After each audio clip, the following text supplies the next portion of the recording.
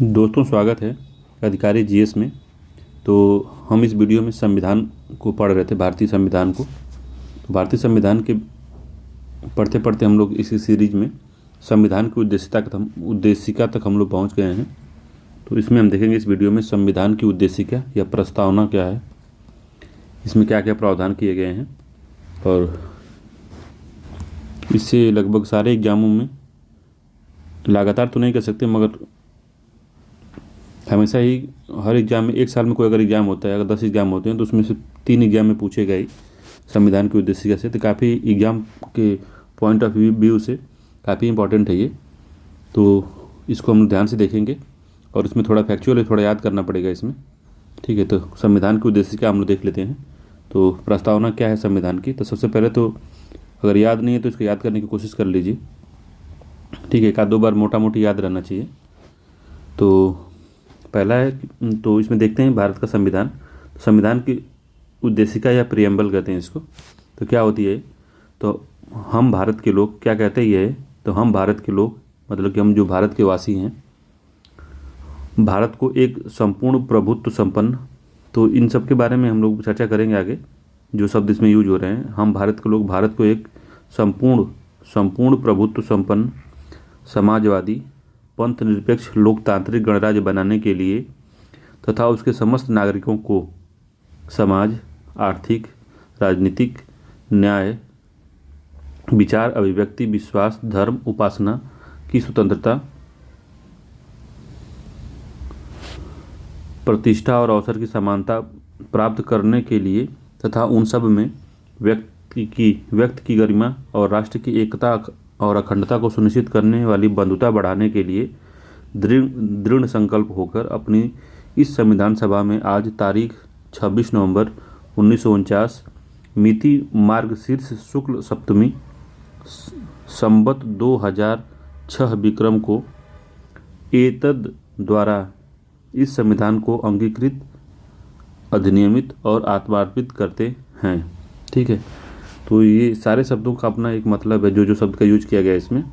तो इसको ध्यान से एक बार पढ़ लीजिएगा। तो कभी कभी पूछता है कि भारतीय संविधान की प्रस्तावना में कितने प्रकार के न्याय हैं।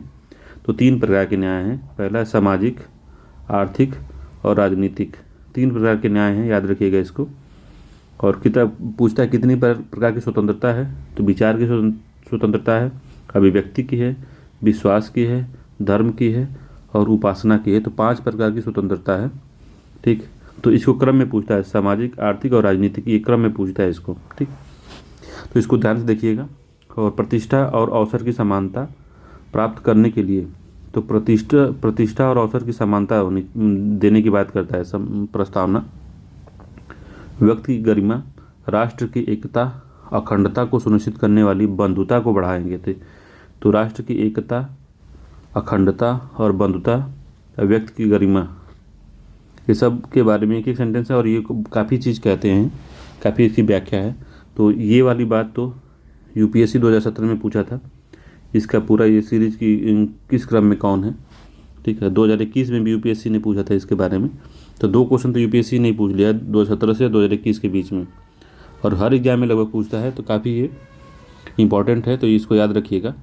ठीक है, तो अभी हम लोग आगे पढ़ लेंगे जो एग्जाम में और पूछता है, स्रोत कहाँ से है इसका, कहाँ भाषा कहाँ से लिया गया है, कितने प्रकार के न्याय तो देख ही लिए हम लोग, और सब चीज़ें देखेंगे इसमें। जो कुछ भी छूटेगा नहीं, आपको एक वीडियो आप देखेंगे, आपका सारा मामला उद्देशिका का क्लियर हो जाएगा और सारे क्वेश्चन आप कर पाएंगे। ठीक है, तो अगला देखते हैं। तो परिचय क्या है इसका, तो परिचय पहले समझ लेते हैं। उद्देशिका का परिचय क्या है, तो भारत के संविधान की उद्देशिका या उद्देश्य संकल्प, ऑब्जेक्टिव रिजोल्यूशन कहते हैं इसको, पर आधारित है, जिसे पंडित नेहरू द्वारा तैयार किया गया था। तो किसके द्वारा उद्देशिका बनाई गई थी, पंडित नेहरू द्वारा। ठीक है, तो कब ये प्रस्तुत किया गया था उद्देशिका, तो हमने आपको बताया था उसमें संविधान सभा वाले वीडियो में कि कब प्रस्तुत किया गया था। तो याद हो तो बताइए कब पेश किया था इसको। तो 13 दिसंबर 1946 को प्रस्तुत किया था। इसको याद रखिएगा, कई बार पूछता है ये। ठीक है, तो अभी एक दूसरा भी पूछता है कि कब इसको एक्सेप्ट किया गया था। उद्देश्य प्रस्ताव को कब संविधान सभा ने कब इसको स्वीकार किया था। तो याद रखिएगा 22 जनवरी 1947 को स्वीकार कर लिया था। 22 जनवरी 1947 को स्वीकार कर लिया गया था ये उद्देशिका। ठीक है, तो ये भी याद रखिएगा। और पूछता है कितनी बार इसमें संशोधन किया गया है, तो केवल एक बार संशोधन हुआ है, एक बार, केवल एक बार। ठीक है, तो कब हुआ था? तो 42वां संविधान संशोधन अधिनियम 1976 द्वारा इसमें केवल एक बार संशोधन किया गया है और इसमें 3 नए शब्द जोड़े गए थे। इसका भी पूछा है यूपीपीसीएस, आरओ सब में पूछा है ये।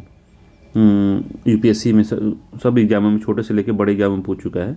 3 शब्द जोड़े गए थे, वो 3 शब्द को याद रखिएगा। क्रम भी उसका याद रखिएगा। समाजवादी, पंथ निरपेक्ष और अखंडता शब्द जोड़ा गया था। ठीक है, और इसमें संविधान सभा का महान दृष्टिकोण शामिल है और यह संविधान निर्माताओं के सपनों और आकांक्षाओं को प्रतिबिंबित करता है। तो ये सेंटेंस भी यूपीएससी में पूछा था कि ये सब प्रतिबिंबित करता है जो संविधान निर्माताओं के सपनों और आकांक्षाओं को। ठीक है, यह न तो विधायिका की शक्ति का स्रोत है, तो ये विधायिका जो संसद जो कोई भी कानून बनाती है तो उसकी शक्ति का स्रोत नहीं है ये, न ही ये विधायिका की शक्ति को प्रतिबंधित करती है। तो ये भी यूपीएससी में पूछा गया है। ये डिट्टो यही जो सेंटेंस था यही पूछा गया था यूपीएससी में। ठीक है, यह न तो न्यायालय में विचार योग्य है और न ही न्यायालय द्वारा इसको परिवर्तनीय है, इसको लागू नहीं करवा सकता न्यायालय। ठीक है, यह न्यायालय में विचार योग्य नहीं है, इस पर कोई विचार नहीं होगा, कोई केस नहीं होगा इस पर, और इसको लागू नहीं करवाया जा सकता न्यायालय में। तो परिवर्तनीय मतलब होता है लागू करवाना। ठीक है, संविधान का शेष भाग पहले ही अधिनियमित हो जाने के बाद इसे संविधान सभा द्वारा अधिनियमित किया गया ताकि इसे संविधान के अनुरूप सुनिश्चित किया जा सके।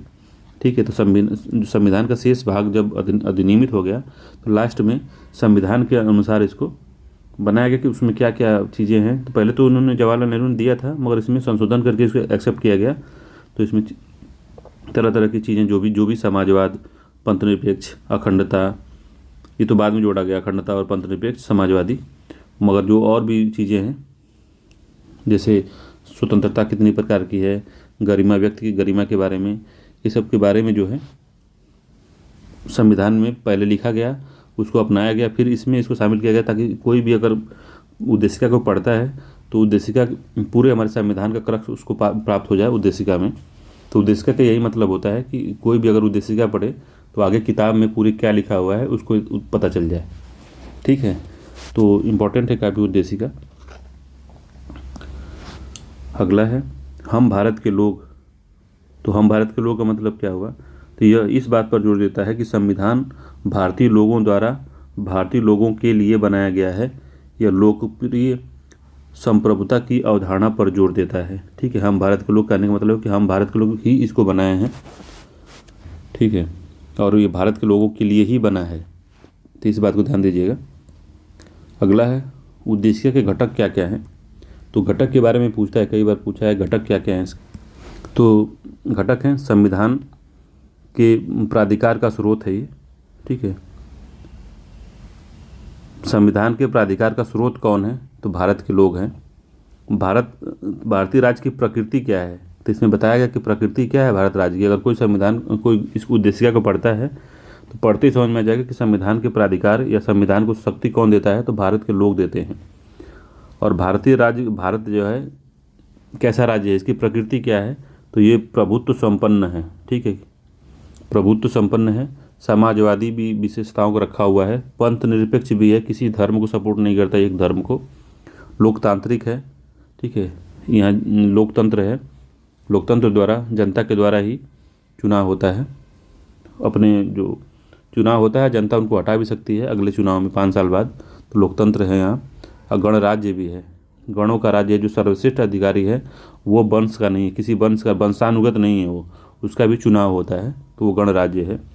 संविधान का उद्देश्य भी बताया गया है कि इसमें न्याय, स्वतंत्रता, समानता और बंधुता की भावना को प्राप्त करना ही हमारा उद्देश्य होगा। और संविधान को अंगीकृत किया जाने की तिथि इसमें दिया हुआ कि 26 नवंबर 1949 को इसको अंगीकृत किया गया। तो इस तरह की बात इसमें लिखी गई है। ठीक है, अब उद्देशिका का महत्व समझ लेते हैं। क्या है महत्व इसका? तो ये महत्व क्या है? हमारे संविधान का पहचान पत्र है। तो ये किसने कहा था?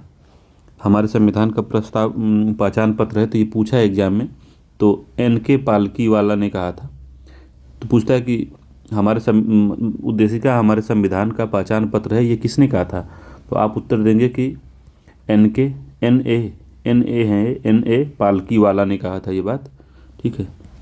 नेक्स्ट पॉइंट है कि यह भारत के संविधान का सारांश और दर्शन तथा संविधान निर्माताओं के मन की कुंजी है। यह कानून की संवैधानिकता तय करने में न्यायपालिका के लिए मार्गदर्शक के रूप में कार्य करते हुए भारतीय लोकतंत्र गणराज्य की जन्म पत्रिका के समान है ये। ठीक है, ये जन्म पत्रिका या कुंडली के समान है, होरोस्कोप के समान है इंग्लिश में। ठीक है, तो याद रखिएगा इसको। तो पालकी वाला ने क्या कहा था? हमारे संविधान का पहचान पत्र है उद्देशिका। इसको पढ़ते ही पता चल जाएगा कि हमारा संविधान क्या क्या समाये हुए हैं, क्या उसके उद्देश्य हैं। तो उद्देशिका में मुख्य शब्द, अनेक शब्द, उनके अर्थ और उनकी विशेषताओं को समझ लीजिए। जैसे कि प्रभुत्व संपन्न मतलब क्या होता है, समाजवादी मतलब क्या होता है, और स्वतंत्रता कितनी प्रकार की है, तो उनकी स्वतंत्रता का क्या मतलब होता है। तो इनके बारे में पूरा अच्छे से देख लेते हैं। ठीक है, तो इसको समझ लीजिए। एक बार इसको पढ़ लेंगे, दोबारा भूलेंगे नहीं, तो इसको ध्यान से पढ़िएगा। तो प्रभुत्व संपन्न या सॉवरेन का मतलब क्या होता है? तो जब आप अपने बारे में सोचिए कि जब आप इस पोजीशन पे हो जाएं, पढ़ लिखे या किसी भी अच्छे पद पे पहुंच जाए, अपने से पैसा कमाने लगे और अपना डिसीजन आप खुद लेने लगें, कोई बाशक्ति या कोई भी आपके डिसीजन को प्रभावित न कर पाए, तो आप सॉवरेन होंगे उस दिन। आपका मन या आपकी शरीर उस दिन सॉवरेन होगी या संप्रभु होगी वो। ठीक है, किसी के दबाव में आप अपना निर्णय न बदलेंगे न लेंगे। ठीक है, आप अपना निर्णय स्वयं लेंगे। तो वही दर्शाता है, यह दर्शाता है कि भारत पूर्ण रूप से स्वतंत्र राज्य है। वह न तो किसी अन्य देश का अधिराज्य है, डोमिनियन है, और न ही किसी देश पर निर्भर है।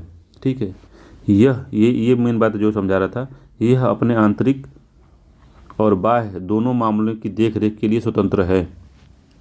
यह किसी विदेशी राज्य क्षेत्र का अधिग्रहण कर सकता है या किसी अन्य देश को अपने राज्य का एक हिस्सा सौंप सकता है, इसके लिए फ्री है ये। ठीक है, तो यह अपने आंतरिक और बाह्य मामले में की देख रेख करने, निर्णय लेने, कोई भी कानून बनाने, कुछ भी करने के लिए स्वतंत्र है। कोई तीसरी शक्ति इसको प्रभावित नहीं करती, दूसरी शक्ति। ठीक है। तीसरा, यह किसी विदेशी राज्य क्षेत्र का अधिग्रहण कर सकता है और या किसी अन्य देश को अपने राज्य क्षेत्र का एक हिस्सा उसको सौंप सकता है। जैसे 7वां संविधान संशोधन, 7वां कॉन्स्टिट्यूशनल अमेंडमेंट में, 7वां संविधान संशोधन में जो 2015 में हुआ था, इसमें सरकार ने बांग्लादेश को कुछ गांव दिया था और बांग्लादेश से कुछ गांव लिया था। तो ये सब करने में सक्षम होता है, उसको संप्रभु राष्ट्र कहते हैं। ठीक है, तो कुछ लोग कहते हैं कि संप्रभु है तो राष्ट्रमंडल का जो ज्वाइन किया है या कोई अंतर्राष्ट्रीय संधि होती है तो उसका अनुसार अपने के क्यों ढाल लेता है, तो वो सब इन सब चीज़ों में नहीं आती। ठीक है, तो उसको हम संप्रभु नहीं गिनते। जैसे ये लिखा हुआ है कि भारत ने राष्ट्रमंडल की अपनी पूर्ण सदस्यता जारी रखने की घोषणा की और ब्रिटिश क्राउन को राष्ट्रमंडल के प्रमुख के रूप में स्वीकार किया। यह संविधानेतर घोषणा किसी भी तरह से भारत की संप्रभुता को प्रभावित नहीं करती है। ठीक है। दूसरा, संयुक्त राष्ट्र संगठन या यूएनओ में भारत की सदस्यता भी किसी तरह से उसकी संप्रभुता को प्रतिबंधित नहीं करती है। तो ये सब मत सोचिएगा कि अगर यूएन से संबंधित है तो उस तरह से ही अपना डिसीजन बनाता है, तो वो जो है इसकी संप्रभुता को नहीं प्रभावित करती। अंदर आप कुछ भी निर्णय ले सकते हैं। ठीक है, और कोई बाइंडिंग ट्रीटी है तो वो किसी की भलाई के लिए, जनता की भलाई के लिए ये सब सरकार को करना पड़ता है, ताकि किसी का शोषण ना हो सके, किसी के अधिकारों का हनन ना हो सके। ठीक है, तो वो संविधान का उद्देश्य प्राप्त करने के लिए इन सब संगठनों में और सर्वाइव करने के लिए किसी कंट्री को इन संगठनों से जुड़ना पड़ता है आदमी को। ठीक है, तो वो इनके संप्रभुता को कुछ प्रभावित नहीं करते। तो सॉवरेन का मतलब समझ लीजिए, जो है संप्रभु का मतलब यही होता है। तो मेन इसका मतलब ये होता है किसी बाह्य या आंतरिक मामले खुद से ले सके जो आदमी, वही संप्रभु है। वो आदमी भी हो सकता है, वो राष्ट्र भी हो सकता है। ठीक है, अगला सोशलिस्ट समाजवाद जो हमारे उसमें लिखा था, तो हम भारत के लोग भारत को एक संपूर्ण प्रभुत्व समाजवादी, तो दूसरा शब्द समाजवादी था। तो सोशलिस्ट क्या है? तो यह सब जो है 42वें संविधान संशोधन 1976 द्वारा जोड़ा गया था, तो इसको ध्यान दीजिएगा। समाजवादी ये शुरुआत में मुख्य संविधान में, जब संविधान हमारा लिखा गया था तो उसमें उसके प्रस्तावना में ये सोशलिस्ट शब्द नहीं था। हालांकि जवाहरलाल नेहरू सोशलिस्ट थे, काफ़ी समाजवाद को सपोर्ट करते थे, मगर उस समय वो भी उसमें उसके अंदर समाहित नहीं करवा पाए थे। ठीक है, बाद में इसको जोड़ा गया 42वें संविधान संशोधन 1976 द्वारा, जब इंदिरा गांधी की सरकार थी शायद, तो इंदिरा गांधी जी के समय इसको जोड़ा गया था, तो याद रखिएगा। तो समाजवादी प्रकृति राज्य की नीति निर्देशक तत्वों में निहित है। अनुच्छेद 36 और 51, तो अभी हम लोग पढ़ेंगे इसको डीपीएसपी को, तो 36 और 51 का जिक्र होगा उसमें, तो आप समझिएगा कि क्यों 36 और 51 में निहित बताया समाजवाद को। लेकिन 42वें संविधान संशोधन ने इसका स्पष्ट रूप से उल्लेख किया, इसमें 42वें संविधान संशोधन में इसका स्पष्ट रूप से उल्लेख किया गया है। ठीक है, तो भारतीय समाजवाद ये थोड़ा दूसरे तरह का समाजवाद है, यह मार्क्सवादी और गांधीवादी का मिश्रण है। ठीक है, तो मार्क्सवादी जो समाजवाद है और गांधीवादी समाजवाद है, इसका मिश्रण है, मगर ये गांधीवाद के समाजवाद की तरफ झुका हुआ है। ठीक है, झुका हुआ है, मार्क्सवाद की तरफ नहीं झुका हुआ है। मार्क्सवाद वाला थोड़ा सा हिंसक हो जाता है, मगर ये गांधी जी की अहिंसा की तरफ झुका हुआ है ज़्यादा। ठीक है, अगला है लोकतांत्रिक समाजवाद। तो इसको यूपीएससी ने पूछा था, लोकतांत्रिक समाजवाद क्या होता है। ठीक है, यूपीएससी पूछ चुका है इसको, लोकतांत्रिक समाजवाद। तो इसका लक्ष्य गरीबी, अज्ञानता, बीमारी और अवसर की असमानता को समाप्त करना है। तो अवसर की असमानता को समाप्त करना है। ठीक है, लोकतांत्रिक समाजवाद यह मिश्रित आर्थिक मॉडल, सार्वजनिक और निजी, जो पीपीटी मॉडल होता है जिसको आप इकोनॉमिक्स में पढ़ते हैं, पीपीटी मॉडल, क्षेत्र के सह अस्तित्व में विश्वास रखता है ये। ठीक है, तो मिश्रित अर्थव्यवस्था की जो अवधारणाएं थी वो सब लोकतांत्रिक समाजवाद से ही निकली है। ठीक है, तो मिश्रित अर्थव्यवस्था में क्या होता है, तो इसमें प्राइवेट और पब्लिक दोनों तरह की कंपनियां और दोनों तरफ के लोग जो होते हैं अर्थव्यवस्था में शामिल होते हैं, तो उसको मिश्रित अर्थव्यवस्था कहते हैं। ठीक, अगला है पंथ निरपेक्ष या सेकुलर कहते हैं जिसको। तो उसमें तीसरा जो पद था, प्रेमल जब पढ़ेंगे, प्रस्तावना जब पढ़ेंगे, तो उसमें तीसरा स्थान इसका आता है प्रस्तावना का। उस प्रस्तावना में पंथ निरपेक्ष का, सेकुलर, तो यह शब्द भी 42वें संविधान संशोधन अधिनियम 1976 द्वारा जोड़ा गया था ये। ठीक है, यह मूल संविधान या मूल संरचना सिद्धांत, बेसिक स्ट्रक्चर डॉक्ट्रिन का हिस्सा है। तो हम लोग आगे चल के बेसिक स्ट्रक्चर डॉक्ट्रिन भी पढ़ेंगे। ठीक है, जो केशवानंद भारती केस में सुप्रीम कोर्ट द्वारा बनाया गया था 1973 में, इसके बारे में हम लोग अच्छे से पढ़ेंगे। इसके लिए एक पूरा लेक्चर चाहिए घंटे का, तो मगर इसको शॉर्ट में समझाएंगे। ये पूरा हम लोग को पीएचडी नहीं करना है, इसमें एग्ज़ाम निकालना है। ठीक है, तो यह मूल संरचना सिद्धांत का एक हिस्सा है। क्या, तो सेकुलरिज्म। दूसरा है उच्चतम न्यायालय 1974 में अनुच्छेद 25 और 28 में धर्मनिरपेक्ष राज्य का स्पष्ट रूप से उल्लेखित किया गया। ठीक है, 25 में और 28 में। भारत में सकारात्मक पंथ निरपेक्षता है, जो सभी धर्मों को समान दर्जा प्राप्त है और राज्य से समर्थन प्राप्त है। तो समान दर्जा प्राप्त है सभी धर्मों को, और राज्य द्वारा समान समर्थन प्राप्त है, किसी एक की तरफ झुकाव नहीं है। तो पंथ निरपेक्ष के मतलब ये होता है, तो जो भारतीय पंथ निरपेक्षता है, सेकुलरिज्म है, वो ये कहता है कि हमारे भारत देश का कोई एक धर्म नहीं होगा। ठीक है, ये सभी धर्मों का सम्मान करेगा, किसी एक धर्म को बहुत ही ज़्यादा सपोर्ट नहीं करेगा। ठीक है, जो सपोर्ट करे सभी धर्मों को करना पड़ेगा। तो धर्मनिरपेक्षता का मतलब यही है। मगर जो पश्चिमी धर्मनिरपेक्षता है उसमें क्या कहा गया कि जो समाज है, जो धर्म है, वो राजनीति से बिल्कुल अलग रहेगा। ठीक है, सरकार से बिल्कुल अलग रहेगा, धर्म अलग है और सरकार अलग है। ठीक है, मगर भारत में भी यही कहा गया कि भारत का जो सरकार है वो धर्म में ज़्यादा हस्तक्षेप नहीं करेगी। ठीक है, मगर जब ऐसा धर्म जब किसी का शोषण करता है या जब किसी के अधिकारों का हनन करता है, तो उसमें सरकार इंटरवीन कर सकती है, सरकार हस्तक्षेप कर सकती है। ठीक है। तो भारत में पूरा अलग नहीं है, धर्म धर्म और जो राज्य है वो एक दूसरे से पूरा उसका सेपरेशन नहीं है, अलगाव नहीं है, कुछ ना कुछ जुड़ा हुआ है। ठीक है। तो जैसे अब मान लीजिए कि अभी कुंभ मेला यहाँ पे चल रहा है, महाकुंभ स्टार्ट होने वाला है।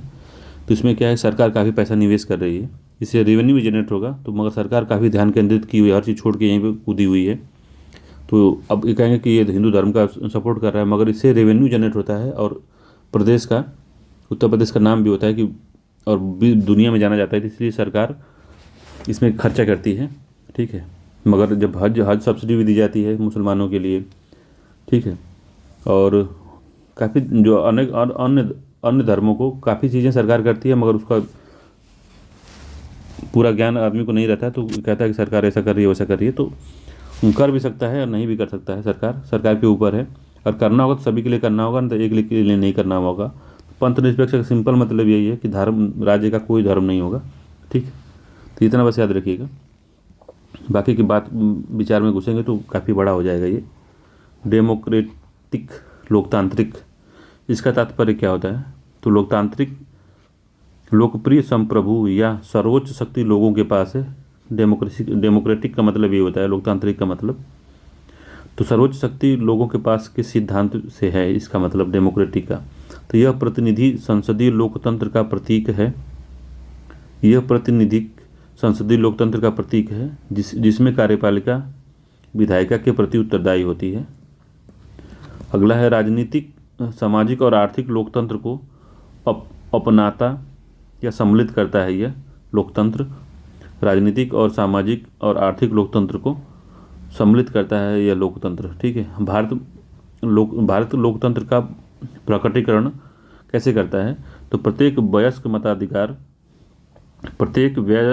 वयस्क नागरिक को मताधिकार, आवधिक या नियत समय में निर्वाचन, विधि का शासन, न्यायपालिका की स्वतंत्रता और किसी भी आधार पर भेदभाव का अभाव सुनिश्चित करता है। ठीक है। तो इस तरह लोकतंत्र को इसमें हम डिफाइन करते हैं। ठीक है। तो अतिरिक्त जानकारी में हम देख लेते हैं लोकतंत्र कितने प्रकार का होता है। तो जो डायरेक्ट लोकतंत्र होता है, प्रत्यक्ष लोकतंत्र, उसमें क्या होता है? जनमत संग्रह होता है, रेफरेंडम होता है, पहल होती है, इनिशिएटिव होता है, वापस बुलाना रिकॉल होता है, जनमत होता है, प्लेबिसाइट होता है। ठीक है। तो जनमत संग्रह क्या होता है? तो इसके बारे में पूछ लेता है कभी कभी कि जनमत जो प्रत्यक्ष लोकतंत्र होता है उसके क्या क्या उपकरण होते हैं।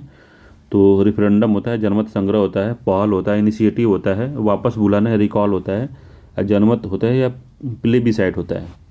तो जनमत संग्रह में क्या होता है? तो वह प्रक्रिया जिसके तहत किसी प्रस्तावित विधान के बारे में निर्णय लेने के लिए मतदाताओं से उनके प्रत्यक्ष वोट द्वारा राय मांगी जाती है। तो जनमत संग्रह आप देखे होंगे। तो जब ब्रेग्जिट हो रहा था, ब्रिटेन जब अलग हो रहा था,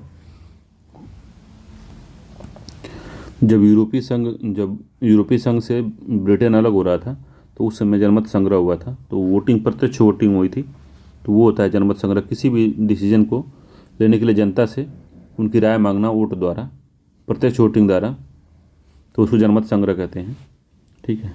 इनिशिएटिव क्या होता है? तो इसमें क्या होता है? वह विधि जिसके माध्यम से लोग किसी विधेयक को अधिनियमित करने के लिए विधायिका के समक्ष प्रस्ताव रख सकते हैं। तो इनिशिएटिव में क्या होता है? ये अलग ही एक तरह का कॉन्सेप्ट है। इसमें क्या है? वह विधि जिसके माध्यम से लोग किसी विधेयक को अधिनियमित करने के लिए विधायिका के समक्ष इसको प्रस्ताव करने के लिए प्रस्ताव रख सकते हैं। तो इनिशिएटिव होता है, काफ़ी इंपॉर्टेंट है ये। सबसे जो लोकतंत्र का सबसे बड़ा हथियार जो होता है वापस बुलाना, रिकॉल होता है, मोस्ट इम्पॉर्टेंट है। तो इसमें क्या होता है कि वह विधि है जिसके द्वारा मतदाता जो है, जो अपने जो प्रतिनिधि को चुन के भेजे हैं संसद में या फिर प्रधान अपना बनाए हैं, तो क्या करते हैं? तो वो लोग क्या करते हैं? मतदाता किसी प्रतिनिधि या अधिकारी को उसके कार्यकाल की समाप्ति से पहले हटा सकते हैं, उसको रिकॉल कहते हैं। जनमत संग्रह या प्लेबिसाइट क्या होता है? तो जैसे क्या हुआ कि आपके गांव का जो प्रधान है, वापस बुलाना, रिकॉल का एग्जाम्पल समझ लीजिए। आपके ग्राम प्रधान है, तो जो ग्राम सभा है उसमें 18 वर्ष से जो अधिक उम्र वाले लोग हैं, उन्होंने उनको वोट देके ग्राम प्रधान बनाया उनको, अगर उनके अनुसार वो काम नहीं करते हैं तो वो जाके रिकॉल के माध्यम से, अगर एक संख्या निर्धारित होती है, दो, एक तिहाई है, शायद एक तिहाई ही है, लोग अपना साइन करके अगर ब्लॉक पे या डिस्ट्रिक्ट मजिस्ट्रेट को सौंप देते हैं तो हो सकता है कि, हो कह सकता है, ये प्रोसेस है कि उनको हटना पड़ेगा, मगर लोग डर के मारे, या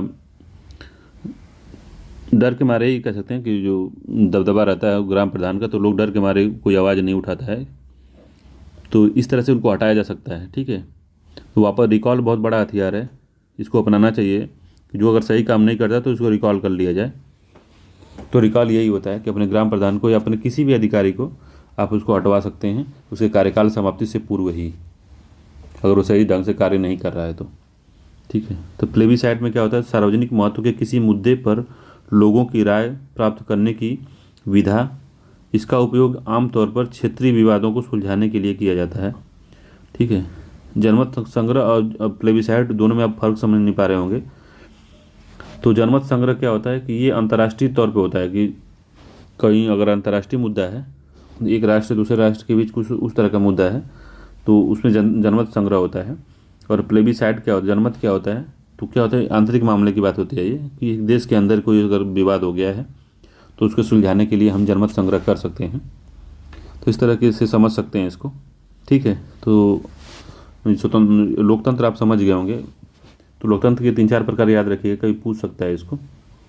गणराज्य या रिपब्लिक क्या होता है, तो रिपब्लिक किसे कहते हैं, तो जहाँ पे जो सर्वोच्च अधिकारी है वह वंशानुगत न हो, सर्वोच्च जो है देश का सर्वोच्च पद है वो वंशानुगत न होकर वो निर्वाचित होता है, तो उसको हम कहते हैं रिपब्लिक।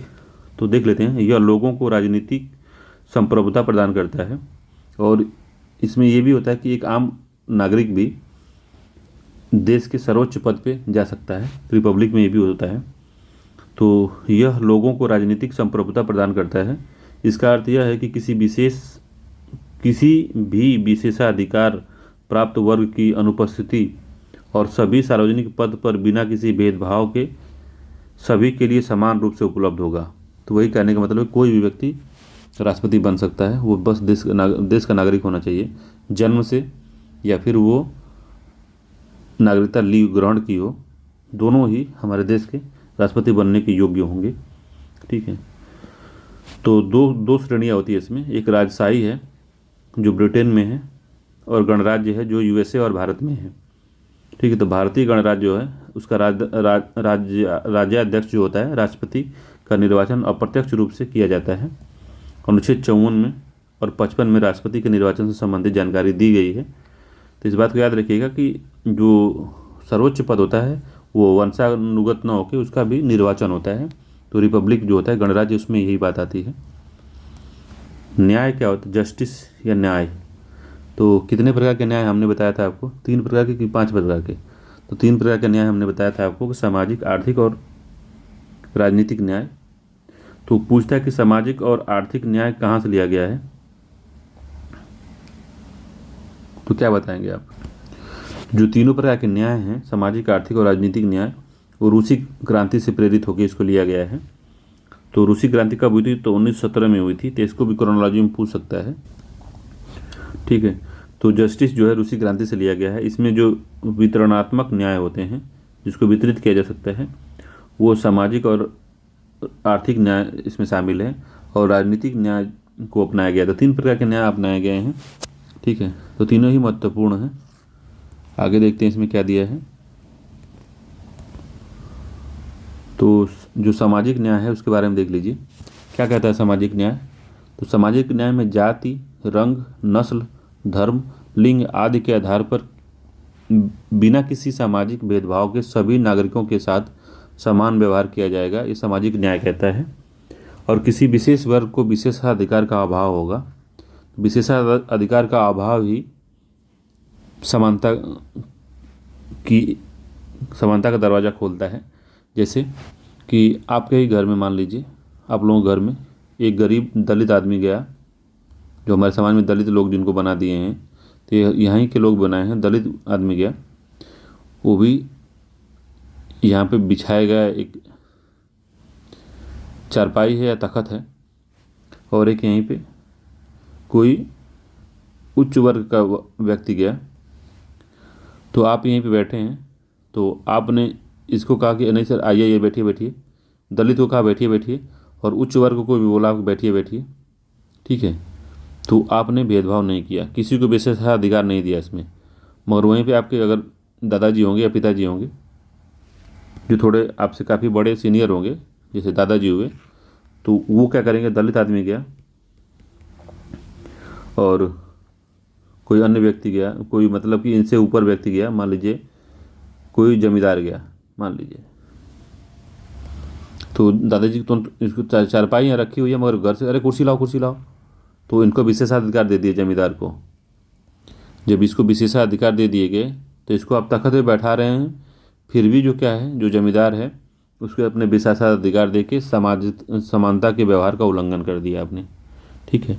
अगर कुर्सी मंगानी है तो इसके लिए भी मंगाइए, दलित के लिए भी, या जमींदार के मिल लिए, तब आप समान व्यवहार कर रहे हैं। तो वही ये कह रहा है, किसी विशेष वर्ग, तो इस जमींदार को अगर विशेषाधिकार को अभाव कर दिए, दोनों लोग तख्त पर बैठने के लिए कह दिए, तो वो भी एक सामाजिक न्याय है, ठीक। लीजिए, समझ रहे हैं कि नहीं बात को।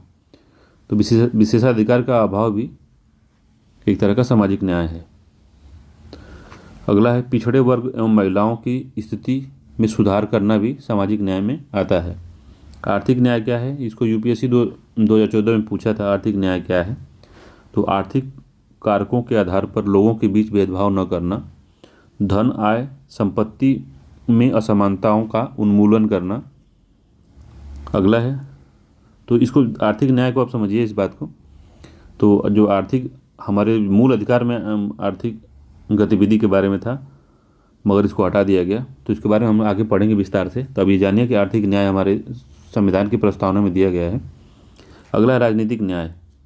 सभी नागरिकों के लिए समान राजनीतिक अधिकार, सभी राजनीतिक पदों पर समान पहुंच और सरकार के में समान आवाज़ या मत जो है राजनीतिक न्याय को सुनिश्चित करता है।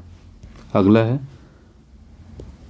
स्वतंत्रता या लिबर्टी क्या क्या होती है। तो लिबर्टी के बारे में भी यूपीएससी में क्वेश्चन पूछा था, देखिए दिया गया है। तो लिबर्टी क्या होती है, तो स्वतंत्रता, समानता और बंधुता जैसे आदर्श जो है वो फ्रांसीसी क्रांति से जो 1789 में हुई उससे प्रेरित हुए हैं, ठीक है। तो कभी कभी पूछता है समानता, स्वतंत्रता, समानता और बंधुता जो है कहाँ से लिया गया है, तो फ्रांस से लिया गया है। न्याय की अवधारणा कहाँ से ली गई है, तो रूस से ली गई है। तो इनसे छोटी छोटी बातों का ध्यान रखिएगा, अब सबको बताते चल रहा हूँ मैं। तो अगला है व्यक्ति की, जो अगला पॉइंट क्या कह रहा है इसमें लिबर्टी में, कि व्यक्ति की गतिविधियों पर प्रतिबंध का अभाव लिबर्टी या स्वतंत्रता कहलाती है। व्यक्तिगत व्यक्तित्व के विकास के अवसर प्रदान करना भी लिबर्टी है, ठीक है, स्वतंत्रता है। उद्देशिका विचार अभिव्यक्ति, विश्वास, आस्था और उपासना की स्वतंत्रता को सुनिश्चित करती है, ठीक है।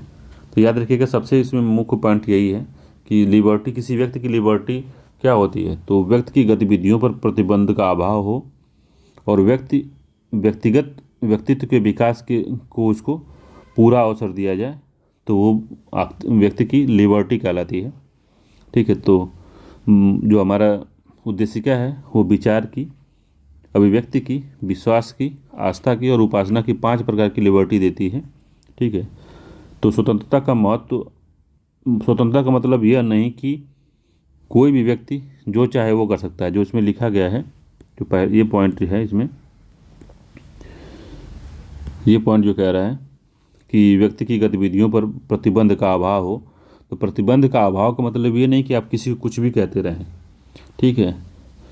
तो दूसरे की भावनाओं का कदर करते हुए आपको प्रतिबंध का अभाव किया गया है, आप दूसरे के अधिकारों का हनन नहीं कर सकते हैं। तो ये बता रहा है, स्वतंत्रता का मतलब यह नहीं कि किसी भी व्यक्ति को जो चाहे वह कर सकता है, संविधान में वर्णित सीमाओं के भीतर ही स्वतंत्रता का उपयोग किया जाने की आवश्यकता है, ठीक है। तो वही असली स्वतंत्रता है।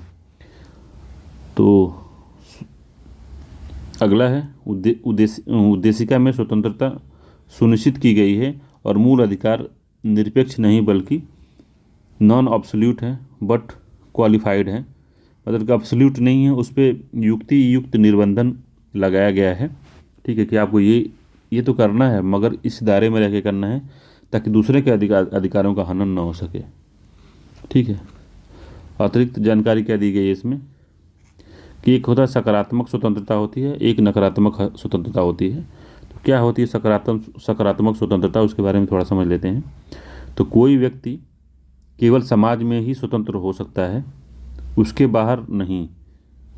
इसलिए यह एक तरह से कार्य करने की संभावना या कार्य करने का तथ्य है कि व्यक्ति का अपने जीवन पर नियंत्रण हो और उसके मौलिक उद्देश्यों को साकार किया जा सके।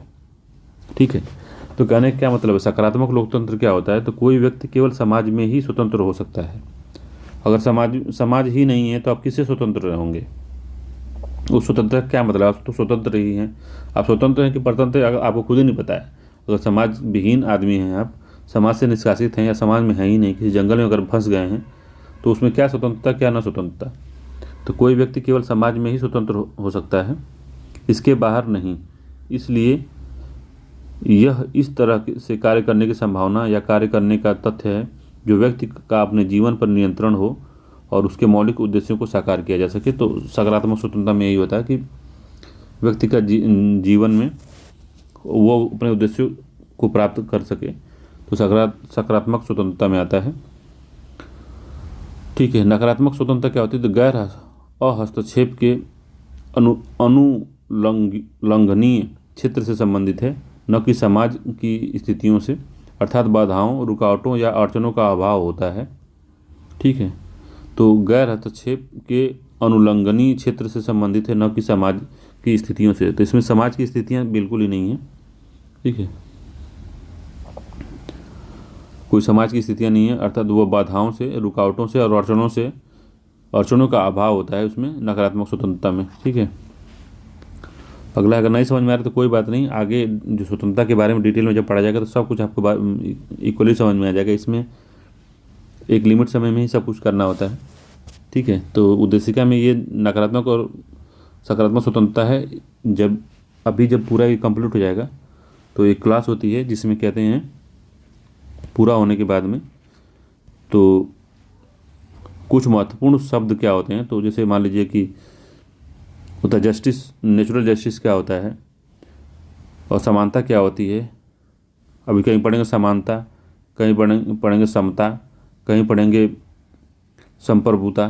तो ये सब चीज़ें जो होती हैं, इक्वलिटी, स्टेटस, इसके बारे में जो एक एक शब्द होता है उसके बारे में एक पूरा वीडियो बनाएंगे। तो उसमें ये सकारात्मक स्वतंत्रता और नकारात्मक स्वतंत्रता दोनों ही आपको बिल्कुल आसानी से समझ में आ जाएगा। तो अभी इसको समझ लीजिए कि होता है सकारात्मक स्वतंत्रता और नकारात्मक स्वतंत्रता। ठीक है, अब स्वतंत्रता हम पढ़ लिए, अब इक्वालिटी पढ़ते हैं। समानता क्या होती है, तो उद्देशिका स्थिति या स्टेटस और अवसर की स्थिति और अवसर की समानता सुनिश्चित करती है। तो क्या कहती है कि समाज के किसी वर्ग विशेष को विशिष्ट विशेषाधिकार का अभाव होगा। 2017 में यूपीएससी ने पूछा है इसको। इक्वलिटी क्या होती है, इक्वलिटी का मतलब ये समझाए हैं कि समानता वही होती है कि आपके घर में अगर कोई आता है तो किसी एक विशेष व्यक्ति को अगर विशेषाधिकार आप नहीं देते हैं तो आप इक्वलिटी का पालन कर रहे हैं। ठीक है, तो याद रखिएगा इसको। इक्वलिटी का मतलब होता है कि विशेषाधिकार का अभाव। अगर एक आदमी को आप उसके जाति सूचक शब्दों का यूज करके उसको बुला रहे हैं, दूसरे आदमी को आप सम्मान से बुला रहे हैं, जैसे आप कह रहे हैं राय साहब, तो आप विशेषाधिकार दे दिए हैं राय साहब को, एक विशेष पदवी से आप उनको बुला रहे हैं। तो विशेषाधिकार का जहाँ अभाव होगा समानता वहीं होगी, ये बात याद रखिएगा। बिना किसी भेदभाव के सभी को पर्याप्त अवसर देना भी समानता में आता है। ठीक है, तो नागरिक समानता क्या होती है, तो अनुच्छेद 14 में विधि के समक्ष समानता, अनुच्छेद 15 में धर्म, मूल, जाति, लिंग और जन्म के स्थान के आधार पर भेदभाव का निषेध कहा गया है। अनुच्छेद 16 में ये तो इसमें 1, 2, 3, 4, 5 प्रकार के आधार पे, अनुच्छेद 16 में 7 प्रकार के आधार पे भेदभाव करने से रोका गया है। तो यहाँ पे शिक्षा के लिए यहाँ पे रोजगार में, ठीक है, रोजगार में अवसर की समानता दी जाएगी, यहाँ शिक्षा में दी जाएगी, और सार्वजनिक स्थल पे भेदभाव से यहाँ पे बचाया जाएगा इनको 15 में, ठीक है। तो याद रखिएगा। आर्टिकल 17 में क्या लिखा हुआ कि अस्पृश्यता का अंत हो, तो ये भी स्वतंत्रता का ही भाग है, समानता का ही भाग है। आर्टिकल 18 कहता है उपाधियों का अंत करिए, जो जैसे पहले उपाधि दिया राय साहब, राय बहादुर, राजा, तो ये क्या है, समाज में बता रहा है कि ये उच्च लोग हैं। किसी को अगर कोई उपाधि अगर देते हैं तो उसको आप औरों की जगह पे तुलना करने के लिए आप उसको बना दे रहे हैं, कि तुलना कर सकता है कि अरे वो राय साहब हैं, तुम क्या हो। तो वो राय साहब हैं, उनको विशेषाधिकार दिया गया तभी तो राय साहब बने, नहीं तो नाम से ही बुलाए जाते तो कोई जान ही नहीं पाता कि महेंद्र हैं वो। अरे महेंद्र को बुला लाओ, तो महेंद्र को बुला लाओ तो कोई पता नहीं चल रहा है आपको कि कौन है ये। अगर एक नॉर्मल आदमी किसी को नई गाँव में गया है, किसी को जानता नहीं है, तो कहेगा अब महेंद्र को बुला लाओ, कोई कहेगा अरे वीरेंद्र को बुला लाओ, तो आप समझ नहीं पाएंगे। वहीं पे कहेगा राज साहब को बुला लाओ, तो आपके मन में ये भाव आ जाएगा कि नहीं, कोई उच्च कोटि के व्यक्ति होंगे, या तो विचार में, या तो पैसे में, या धन दौलत में, कहीं भी ये उच्च होंगे थोड़ा और सबों से, तभी उनको इस नाम से बुलाया जा रहा है। तो वहीं विशेषाधिकार दे दिए उनको। तो वहीं पे उसके जो आदमी वहाँ खड़ा आपके गाँव में गया है, उसके मन में ये भाव आ जाएगा कि और लोग इससे नीचे ही होंगे, ठीक है। राय साहब हैं तो थोड़ा बड़े ही होंगे, बाबू साहब हैं थोड़ा बड़े ही होंगे, धन में, पदवी में, या नॉलेज में, किसी ने स्थिति में वो बड़े होंगे, तो वो तुलना करने लगेगा तुरंत ही और लोगों से, और लोगों को नॉर्मली लेने लगेगा वो हल्के में। तो ये बात समझ लीजिएगा। तो यही होता है उपाधियों का अंत। तो ये भी एक तरह का असमानता ही हो गई, क्योंकि वो दूसरे नज़र से देखेगा वो व्यक्ति जो आपके गाँव में गया है, बाबू राय साहब को, और एक छोटे व्यक्ति को जिसके कपड़े गंदे हों, या फिर कहीं से काम करके आया हो, या उसकी शकल सूरत अच्छी नहीं, दाढ़ी नहीं सेव किया हो, तो उसको बुरी नज़र से देखेगा, या कुछ उसके बारे में नेगेटिव थॉट अपने मन में जनरेट कर लेगा। तो समानता का अभाव वहीं पे हो जाएगा, ठीक है। अगला है राजनीतिक समानता क्या होती है। तो राजनीतिक समानता क्या है, तो अनुच्छेद 325 में धर्म, मूल वंश, जाति, लिंग के आधार पर कोई भी मतदाता सूची में शामिल होने के लिए अयोग्य नहीं होगा। तो राजनीतिक समानता दी गई है संविधान में। अनुच्छेद 326 में लोकसभा और राज्य विधानसभा का चुनाव वयस्क मताधिकार पे होगा। तो ये इंपॉर्टेंट है, पूछ सकता है किस आर्टिकल में है, तो 326 में, इसको भी याद रखिएगा। आर्थिक समानता क्या होती है, तो अनुच्छेद 39 में आजीविका के पर्याप्त साधनों का समान अधिकार, पुरुष और महिलाओं को समान काम के लिए समान वेतन दिया जाएगा। ये आर्थिक समानता हमारे संविधान में दी गई है। अब फ्रेटर्निटी क्या होती है, बंधुता क्या होती है, तो ये भी काफ़ी इंपॉर्टेंट चीज़ है। तो यह बंधुता की भावना का प्रावधान करता है। तो बंधुता भावना मतलब भाईचारे की भावना, कि एक दूसरे के अगर भाईचारे का संबंध है तो आप देश की स्वतंत्रता या एकता को आप बनाए रखेंगे, ठीक है। तो एक ही ज़िले में दो जगह प्रोटेस्ट नहीं होंगे अगर बंधुत्व की भावना है, ठीक है। देश टूटेगा नहीं, देश में एकता बनी रहेगी। जैसे एक परिवार में जब दो भाई रहते हैं तो एकता जैसे बनी होती है, जब साथ साथ चलते हैं, आजीवन साथ रहते हैं, तो कितनी एकता रहती है, समाज संपन्न होता है। समाज कह रहे हैं, जो परिवार है समाज में उच्च आगे बढ़ता है और विकास करता है। तो उसी तरीके से अगर बंधुत्व की भावना हमारे देश के सभी नागरिकों में है, तो कभी भी आपस में सांप्रदायिक दंगे और झगड़े, लड़ाई और इस तरह के कोई भी लूट खसोट और भ्रष्टाचार नहीं होगा। तो इसीलिए संविधान निर्माताओं ने बंधुता या फ्रेटर्निटी को संविधान में जगह दी है, ठीक है।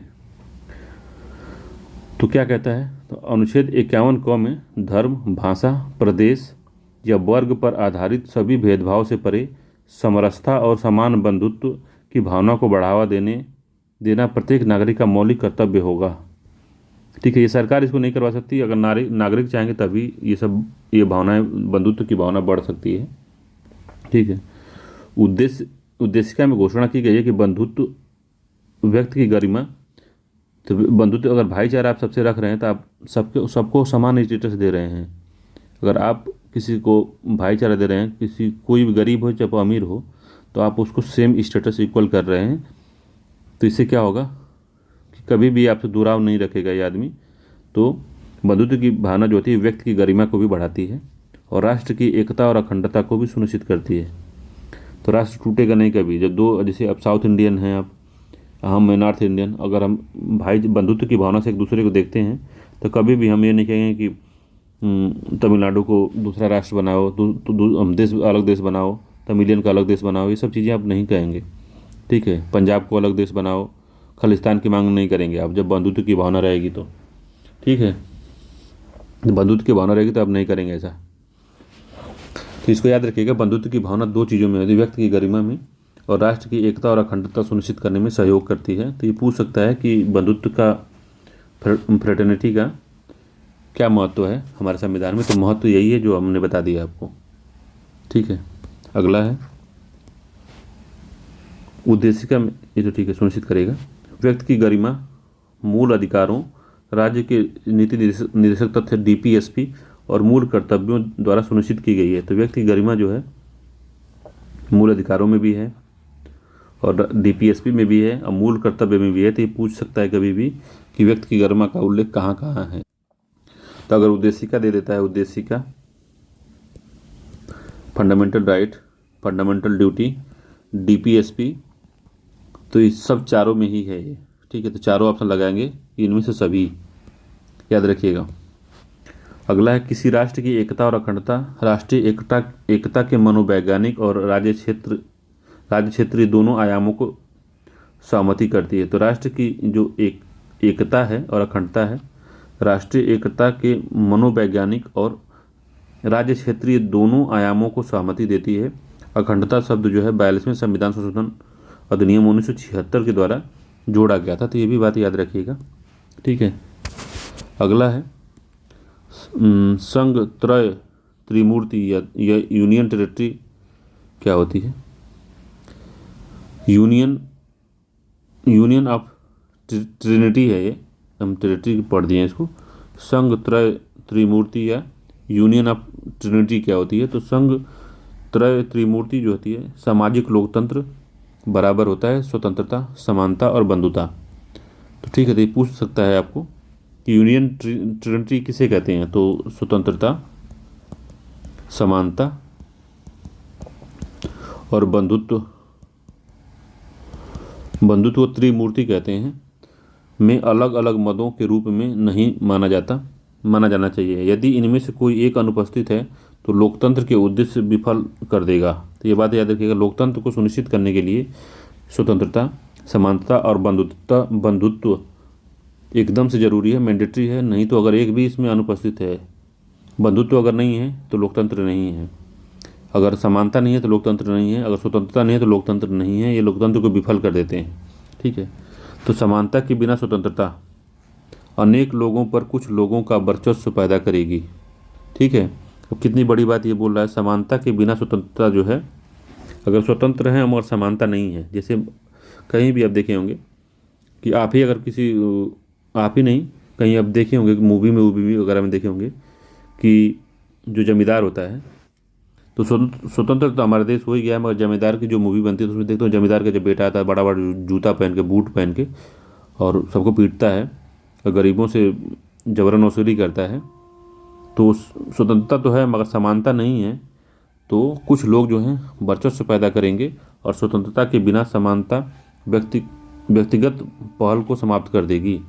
तो ठीक है, ये बड़ी बात बोली, इसको याद रखिएगा। तो ये सब काफ़ी सोचने वाली बातें हैं, तो इनको ध्यान से पढ़िएगा। आपको थोड़ा बोरिंग लगेगा मगर काफ़ी इंपॉर्टेंट है। एक बार पढ़ लेंगे तो आप यूपीएससी से लेके आप पीसीएस तक के सारे क्वेश्चन सॉल्व कर लेंगे, ये गारंटी है।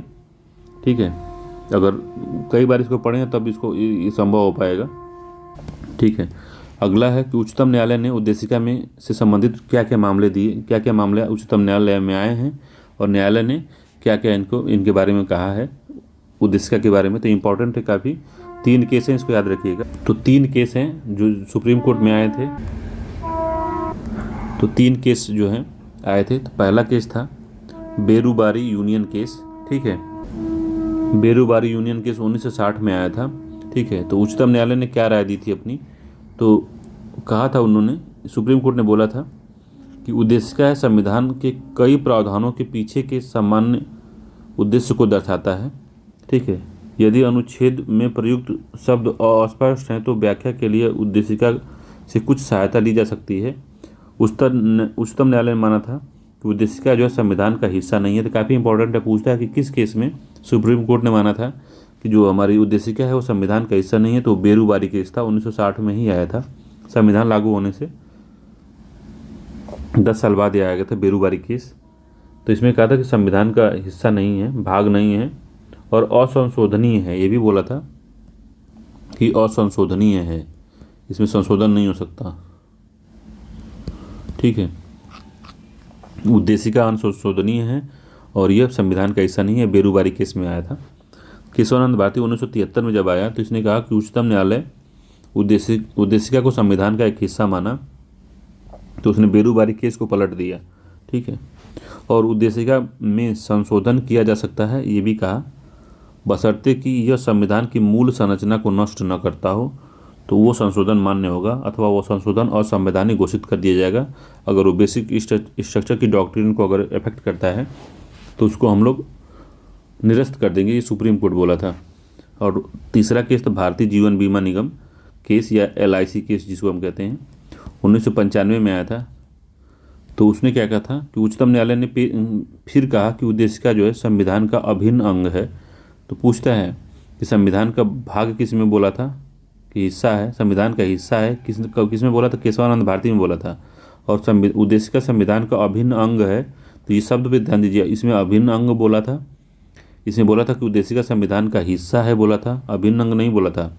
इसमें बोला था कि संविधान का हिस्सा नहीं है। तो तीनों शब्द का देखिए, तो UPSC पूछा था कि उच्चतम न्यायालय ने किस में कहा था कि उद्देशिका जो है संविधान का अंग है। तो LIC केस 1995 में बोला था कि अभिन्न अंग है। 2020 में UPSC ने पूछा इस पे क्वेश्चन। ठीक है, तो ये पूरा उद्देशिका का ये था चैप्टर। तो उद्देशिका में इससे बाहर अगर कुछ बचा है, रुकिए मैं एक बार देख लेता हूँ ऊपर नीचे, अगर कुछ बचा है तो उसको भी बता देते हैं। तो उद्देशिका के बारे में थोड़ा सा एक आध पॉइंट और जोड़ लेते हैं हम।